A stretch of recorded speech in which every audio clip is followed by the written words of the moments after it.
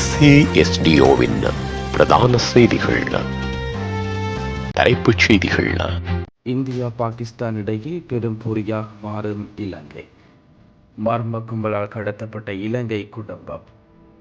முதல் முறையாக கோமாளியினால் ஏற்பாடு செய்யப்பட்ட கனடா கண்காட்சி. பாடசாலையில் திடீரென உயிரிழந்த மாணவி. உயர் பாதுகாப்பு வலய காணி விடுப்பு வனுர வெடிப்புள்ள தகவல். பாகிஸ்தானை நோக்கி நகர தயாராகும் இந்திய படை அணிகள். தொடர்பன விரிவான செய்திகள். தாயக செய்திகள். இந்தியா பாகிஸ்தானுக்கு இடையில் போர் ஏற்பட்டு விடுமோ என்ற அச்சம் எழுந்துள்ளது. காஷ்மீரில் பஹல்காம் பகுதியில் கடந்த 22ஆம் தேதி இடம்பெற்ற தீவிரவாத தாக்குதலில் 26க்கும் மேற்பட்டோர் உயிரிழந்துள்ளதாக தகவல்கள் கிடைத்துள்ளது. இதனைத் தொடர்ந்து இந்தியாவின் பாதுகாப்பு மீது கேள்வி எழுந்துள்ளதுடன் இரு நாடுகளுக்கு இடையிலான பல ஒப்பந்தங்கள் முறியடிக்கப்பட்டுள்ளதால் போர் பதட்டம் ஏற்பட்டுள்ளது.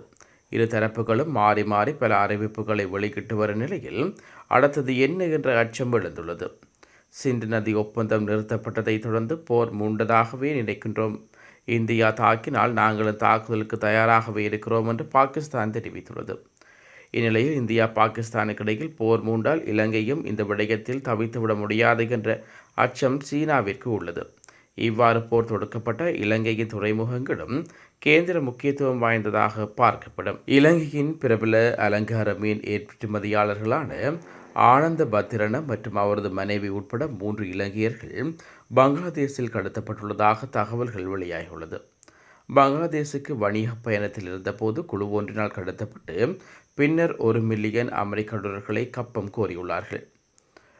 தகவல் கிடைத்தவுடன் உடனடியாக பதிலளித்த இலங்கை அதிகாரிகள் பங்களாதேஷ் அதிகாரியிடம் உதவி கோரியுள்ளார்கள். மேலும் விரைவான நடவடிக்கை காரணமாக 3 இலங்கையர்களையும் மீட்டுள்ளார்கள். ஏற்றுமதி வணிகம் தொடர்பாக பணிக்காக வந்த அழைப்பை தொடர்ந்து அவர்கள் சமீபத்தில் பங்களாதேஷுக்கு சென்றிருந்தார்கள்.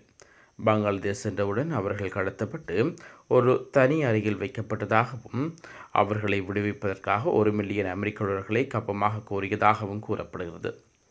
இந்த கடத்தல் செய்தி இலங்கைக்கு கிடைத்தவுடன் வெளிவிவகார அமைச்சின் செயலாளர் சுனில் சில்வா, பாதுகாப்பு அமைச்சின் செயலாளர் சம்பத் துயஹொந்தா, தேசிய புலனாய்வு இயக்குனர் ருவான் வணிக சூரிய உள்ளிட்ட குழுவினர் உடனடியாக நடவடிக்கை எடுத்துள்ளனர். வரலாற்றில் முதல் தடவையாக புனித பொருட்களை காட்சிப்படுத்தும் புனித தலதா கண்காட்சி கோமாளி ஒருவரால் ஏற்பாடு செய்யப்பட்டுள்ளது என குற்றம் சுமத்தப்பட்டுள்ளது.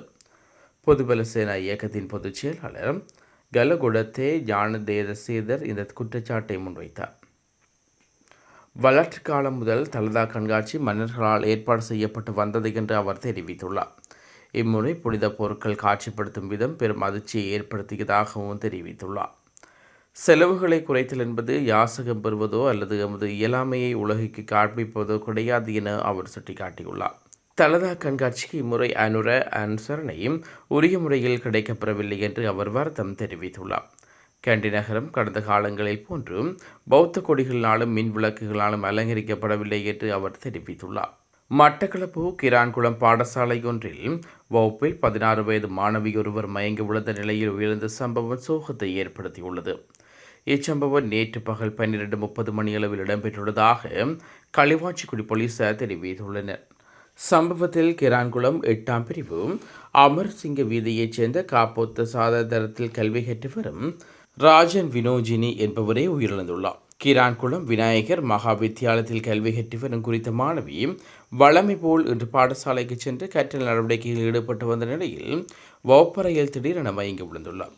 இதனடுத்து மாணவியை செட்டிப்பாளையம் பிரதேச வைத்தியசாலைக்கு கொண்டு செல்லப்பட்டு அங்கிருந்து களுவாஞ்சிக்குடி ஆதார வைத்தியசாலைக்கு கொண்டு சென்ற நிலையில் உயிரிழந்துள்ளார். உயிரிழந்த மாணவியின் சடலம் வைத்தியசாலையில் பிரேத அறையில் வைக்கப்பட்டதுடன் மேலதிக விசாரணைகளை களுவாஞ்சிக்குடி போலீசார் மேற்கொண்டு வருகின்றனர். உயர் பாதுகாப்பு வலயத்தில் உள்ள காணிகளை கட்டகட்டமாக விடுவிக்க நடவடிக்கை எடுப்பதாக நகர அபிவிருத்தி நிர்மாணிப்பு மற்றும் வீடமைப்பு அமைச்சர் அனுரா கருணாதிலக தெரிவித்துள்ளார். யாழ் மாவட்ட செயலகத்தில் இடம்பெற்ற மீள்குடியேற்ற செயற்பாடுகள் தொடர்பான கலந்துரையாடலில் கருத்து தெரிவிக்கும் போதே அவர் இதனை கூறியுள்ளார். இது தொடர்பில் அவர் மேலும் கருத்து தெரிவிக்கையில் தமது அமைச்சுக்கு ஒதுக்கப்பட்ட நிதியில் 1/3 பங்கு மீள்குடியேற்றம் உட்பட ஏனைய திட்டங்களுக்காக யாழ்ப்பாண மாவட்ட அபிவிருத்திக்கு ஒதுக்கப்பட்டுள்ளதாக குறிப்பிட்டுள்ளார். தேவைப்பாடுகளை சாதகமாக பரிசீலிப்பதாகவும் அடுத்த ஆண்டுக்கான வரசுல திட்டத்தில் கூடிய நிதி ஒதுக்கீடு செய்ய திட்டங்களை சமர்ப்பிக்குமாறும் கேட்டுக்கொண்டுள்ளார். அத்துடன் ஒதுக்கப்படும் நிதிகளை இவ்வாண்டுக்குள் உரிய திட்டங்களுக்கு செலவு செய்து முன்னேற்ற அறிக்கையை சமர்ப்பிக்குமாறும் தெரிவித்துள்ளார்.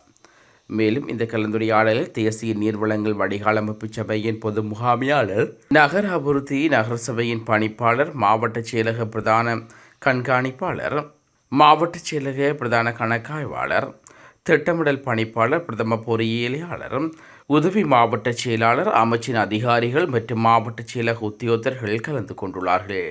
உலகச் செய்திகள். இந்தியாவின் காஷ்மீரில் 26 சுற்றுலா பயணிகளை படுகொலை செய்த பயங்கரவாத தாக்குதலில் ஈடுபட்டவர்களில் 2 பாகிஸ்தானைச் சேர்ந்தவர் என்று இந்திய அரசினால் அறிவிக்கப்பட்ட நிலையில் இந்தியாவிற்கும் பாகிஸ்தானுக்கும் இடையில் உறவுகள் மிகுந்த பதட்டமாக உருவாகியுள்ளது. 2 நாடுகளுக்கும் இடையில் ஒரு யுத்தம் மூண்டுவிடுமோ என்ற எண்ணம் அளவுக்கு நிலைமை தீவிரமாக வருகிறது. அதேவேளை பாகிஸ்தானில் உள்ள 40 முதல் 50 வரையிலான இலக்குகளை குறிவைத்து தாக்குவதற்கு இந்திய படைகள் தயாராகி வருவதாகவும் தகவல்கள் தெரிவிக்கின்றன. மீண்டும் தலைப்புச் செய்திகள்.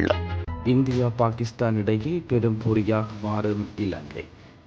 மர்ம கும்பலால் கடத்தப்பட்ட இலங்கை குடும்பம். முதல் முறையாக கோமாளியினால் ஏற்பாடு செய்யப்பட்ட கனடா கண்காட்சி. பாடசாலையில் திடீரென உயிரிழந்த மாணவி.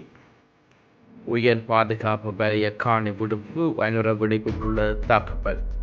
பாகிஸ்தானை நோக்கி நகர தயாராகும் இந்திய படை அணிகள்.